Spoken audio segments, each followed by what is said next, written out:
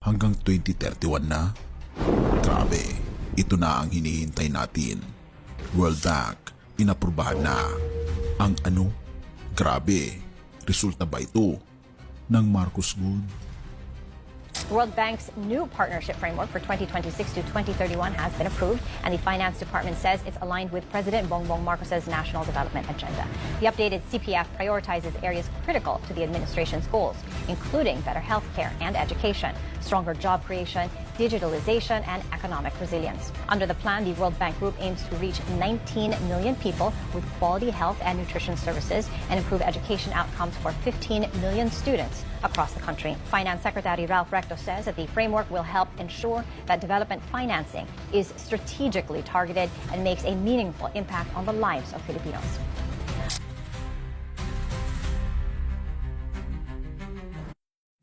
Akala mo ba tapos na ang lahat nung naupo si BBM na hanggang 2028 lang ang epekto niya? Akala mo ba walang mangyayari sa mga pangarap nating mga Pilipino? Pero teka lang, bakit parang biglang may nangyaring ibang level? Bakit ngayon lang ito lumalabas? At bakit may sangkot na ang World Bank? Hold that thought. Kasi kung iniskip mo ito, baka ikaw na lang ang huli sa balita. Ito ang simula. Parang tahimik pero may nakatagong plano. Tahimik lang ang gobyerno, may mga issue dito, protesta doon, inflation dito. Pero sa likod ng lahat ng yan, may gumagalaw. Hindi kasing ingay ng press con, hindi rin headlines sa prime time ng katulad ng impeachment. But something huge was being cooked. Ang tanong, para saan? Para kanino? Saglit lang, wag mo na mag-judge. At ito na, boom! World Bank, approve. Hindi basta-basta ito. CPF 2026 hanggang 2031. Baka hindi mo alam yan, pero ito ang bagong country partnership framework na inaprubahan ng mismo World Bank para sa Pilipinas. Pero bakit nga ba 2031? Di ang termino ni Pangulong Bongbong Marcos ay hanggang 2028 lang dapat, di ba? That's the twist. Therefore, hindi lang basta extension ng plano to. This looks like alignment ng global financial giant at ng local leadership. Kaya posible ba ang PBBM hanggang 2031? Or mas tama sigurong tanungin, may dahilan ba para ituloy pa siya? Vision ni Marcos Jr., sineryoso ng World Bank? Oo, sa ulat ng Department of Finance, mismong World Bank na raw ang nag-angkor ng programa nila sa pangarap ni Pangulong Bongbong Marcos para sa bansa. Pero bakit? Here's the juicy part. 19 million Filipinos ang mabibigyan ng quality healthcare. Pangalawa, 15 million students na mapapabuti ang edukasyon at 4 million jobs na malilikha o ma-upgrade. Isa mo pa dito ang 19 million Filipinos na magkakaroon ng mas maayos na internet at $2 billion in private investments to fuel growth. But wait, hindi pa tapos. Narito pa ang 12.5 million social protection beneficiaries, 13 million na makikinabang sa climate resilience, at 20 million na makaka-access ng government services online. So, sinong leader ang hindi mo gugustuhin manatili kung ganyan ang blueprint? Ang tanong ay, ginto nga ba ang dahilan? Matagal nang usap-usapan ang ginto ng Marcos, misteryoso, chismis. Ito raw ay urban legend. Pero ngayon, parang may tunay na ginto na tayong nararamdaman. Education, healthcare, jobs, infrastructure, digitization. Hindi literal na bulyon, pero totoong value para sa bansa. Pero, paano nga kung totoo ito? Pero, paano kung ito na ngayon? Paano kung ang totoong ginto ay ang strategic alignment ng local leadership at international institutions? Paano kung ang ginto ay si Pangulong Bongbong Marcos mismo sa paningin ng World Bank?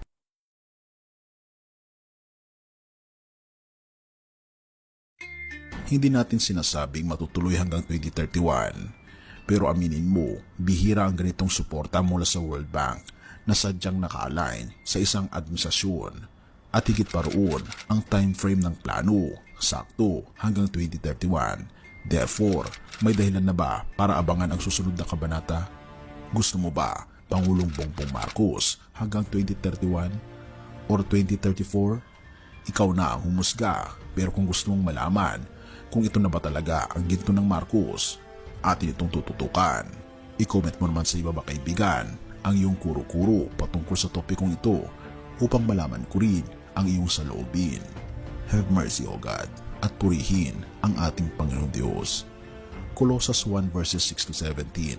Sapagkat sa pamamagitan niya, nilikha ang lahat ng bagay na nasa langit at nasa lupa, mga bagay na nakikita at hindi nakikita, maging mga trono o mga paghahari, o mga pamumunuan, o mga kapangyarihan.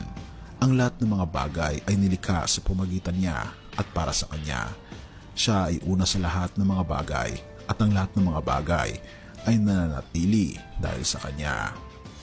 Kaibigan, sa gitna ng mga balita ng pag-angat ng ekonomiya, mga proyektong suportado ng World Bank at mga plano ng pamahalaan na umaabot hanggang 2031, mahalagang balikan kung sino ang tunay na may hawak ng lahat ng ito.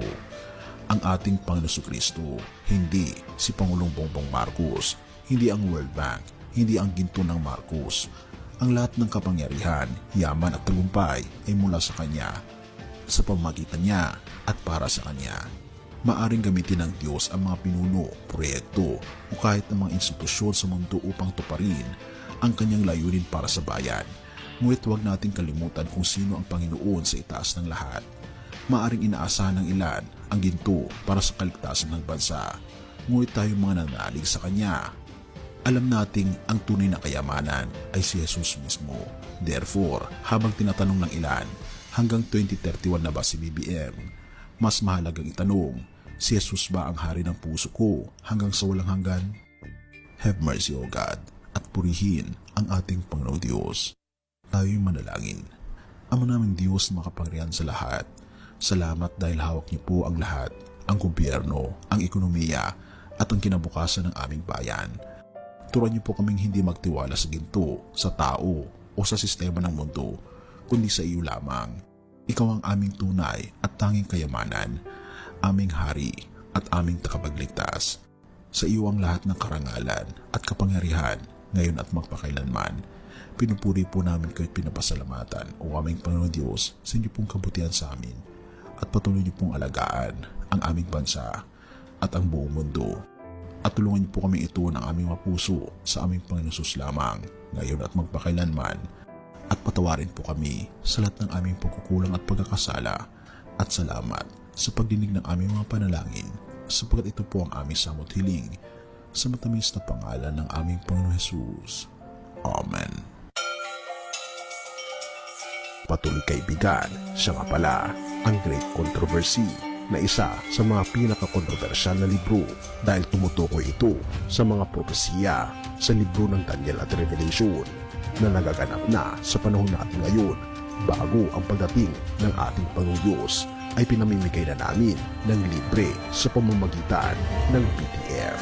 At ito ay nasa limited lamang na panahon, kaya i-click mo sa description sa baba upang ma-avail mo kaibigan ang napaka-importanteng libro ito na magbubukas sa iyo sa mas maliwanag mong hinaharap. Purihin ang ating Panginoong Diyos at tayo magpatuloy.